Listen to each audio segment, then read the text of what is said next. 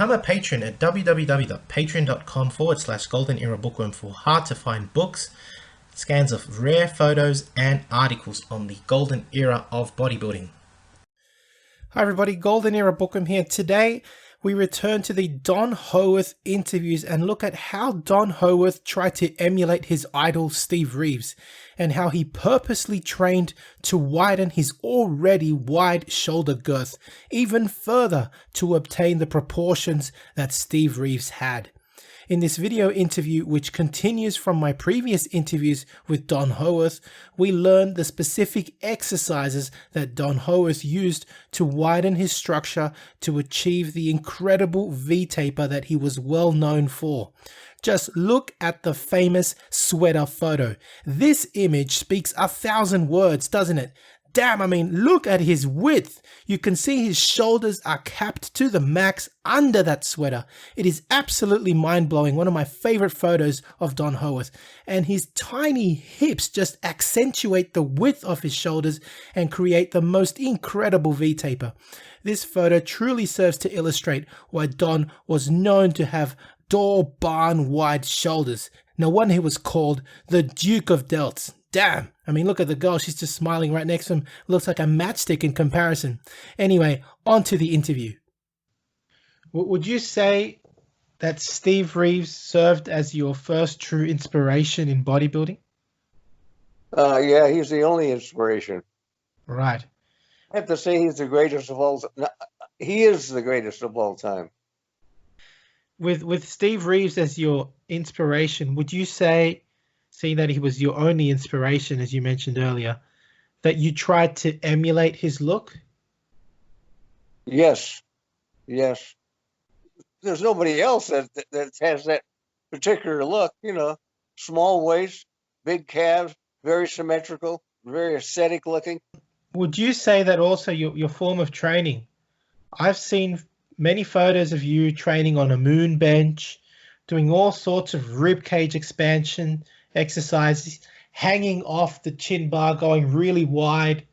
Would you say that all those things you did was to try and also maximize your width up here? Oh, of course. You know, everything, you know, look at Larry. Larry did everything. All his poles were narrow, and Larry was narrow, you know. Yeah. He never did anything wide. I mean, if you just did a regular grip at Pasadena Gym, they tell you, hey, come on, kid, get off the bar. Put your arms out. They used to put my arms out and strap me down. That's when I learned how to chin way out. Wow. Yeah, Really? they had a knurling on the bar that when you got off the bar, it was in your hand. I bet. Yeah, and they had straps, so they strapped me. I learned how to strap one and get the other one eventually.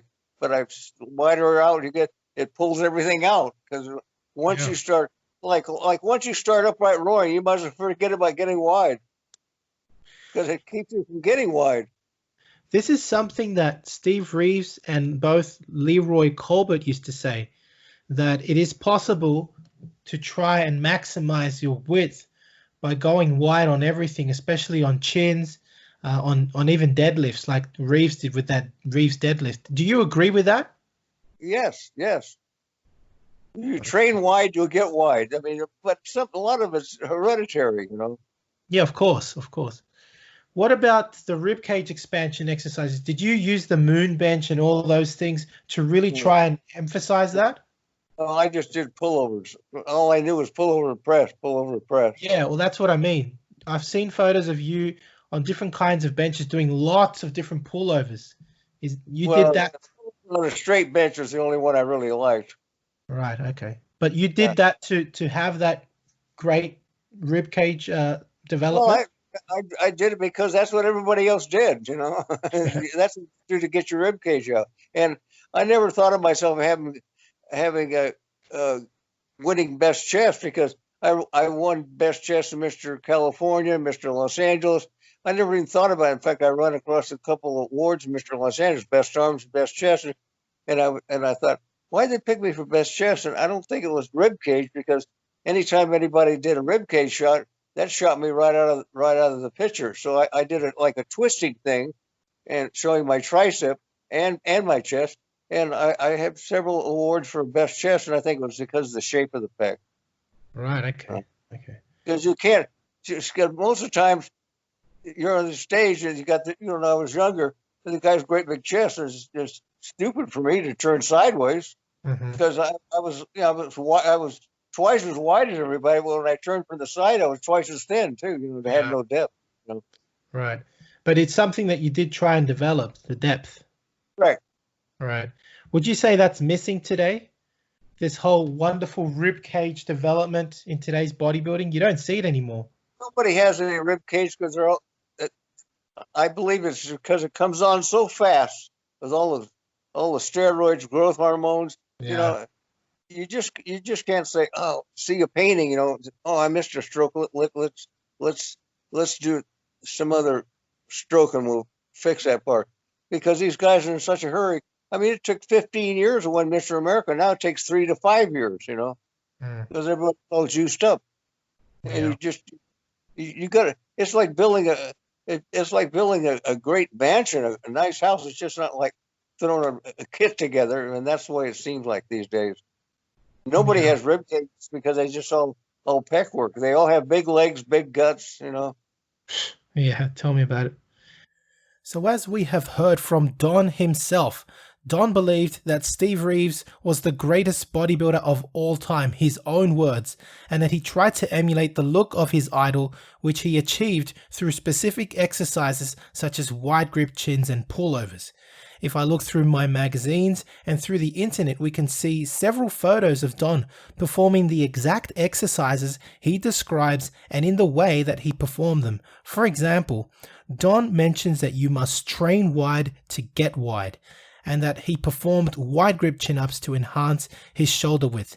And this is something we can clearly see in the photos of him performing wide grip chins, and how he used to even get strapped onto the chin-up bar, hanging really wide to really stretch the scapula out, which is something that actually Steve Reeves recommended for getting wider, which is something that I've also talked about before. For example, this is the reason why Reeves invented the Reeves deadlift, as according to Reeves, it pulls the scapula apart. Another thing that Don mentions is that he used to perform pullovers to expand his ribcage on all sorts of different benches. And although his favorite bench was the flat bench, we can also see Don performing the breathing dumbbell fly on a variety of benches, including the moon bench and at the end of the bench, that is at the end of a flat bench, which according to the golden era and silver era legends further enhances ribcage expansion.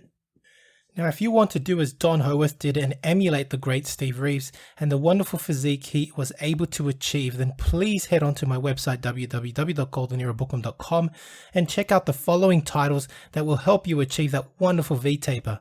Steve Reeves' specialization courses on shoulder, waist, and calf development, as well as the Reeves Ribcage Expansion Full Body Routine, are all available, as well as Don Howorth's book, Developing Dynamic Delts, all available on my website www.goldenerabookworm.com. It's truly amazing to see the lengths that Don Howorth went to try and achieve the physique that he envisioned. As he put it, bodybuilding is like creating a great painting, and I have to agree with him there. If you are not conscious of what you're doing, if you do not have a specific goal when you are performing bodybuilding, then you are wasting your time. I leave you with this epic shot of Don Howorth, whose silhouette says it all. Those wide shoulders, the flaring lats, tiny waist, that V-taper, cap shoulders, everything. It was amazing. He had a flawless physique, didn't he? So I do hope you have enjoyed watching this video. If you have, please give the video a thumbs up, subscribe if you haven't, and please share and leave your comments. To support the channel, please donate via PayPal, become a patron, or visit my website for how to print books and courses on old school bodybuilding, and get in touch via email to collaborate or pass on your bodybuilding relics. That's it from me. This is the Golden Era Bookworm saying bye for now. To take full advantage of my collaboration with Old School Labs, please visit their website and choose from their marvelous range of supplements using my code BOOKWORM12. And for an entertaining look at the history of bodybuilding's supplement industry, I would highly recommend watching Subs the Movie, which I have collaborated in, available at Amazon Prime and Vimeo.